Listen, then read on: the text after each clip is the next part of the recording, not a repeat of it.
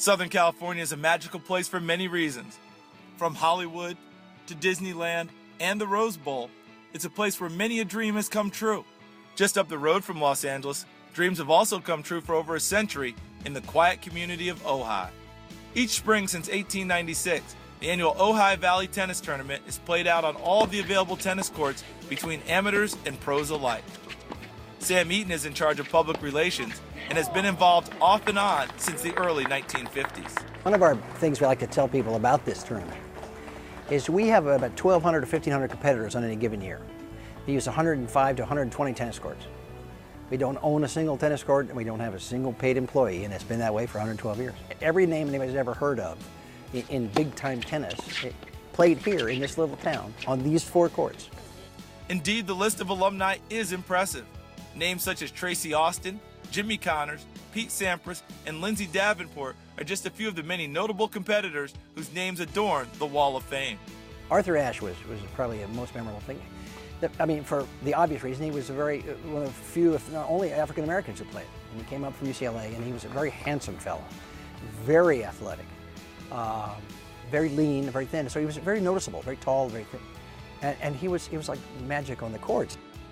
Mark Weil runs a tennis academy nearby that prepares young players for the collegiate level and is quick to point out that there's no tournament in the world that can offer what Ojai does.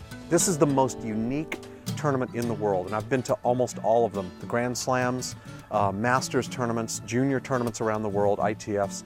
Ojai is unique in that it's got juniors, college players, and professional players all playing side by side. The prestige of winning this tournament has become bigger and bigger and bigger. This is the thing in Southern California. For a few days each spring, this tiny town of just 7,000 people transforms into a bustling hive of volunteers and competitors that come together to create a supportive community that has inspired those who participated for more than a century. I was a ball boy here 50 years ago this year, and I got to be on court 1 for people like Billie Jean King and Arthur Ashe. And even at that, you could sense the community spirit that was putting on this thing. This prestigious tournament also serves as the battleground for the Pac-12 championship, and it also shines a light on promising young prodigies. In the late 1970s, Tracy Austin was the pigtailed darling of the tennis world. In 1979, she became the youngest woman ever to win the U.S. Open at the age of 16. Just a few years earlier, she was a champion at Ojai. Ojai was a tournament that I always wanted to play. I have 3 older brothers and an older sister who played, and so I always heard so much about it. It was kind of a rite of passage. So when I finally got to play, I was excited. It's a beautiful park. I remember actually being given the balls and being sent out to play at a private court. I can't remember any other tournament that I've ever played that's like that because they have so many matches that are to be played.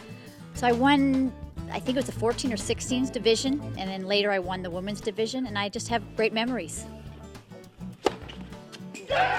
As another tournament gets underway next month, the collective eyes of the tennis world again will be focused on a small but magical town in Southern California, hoping to get a glimpse of the future stars in the tennis world.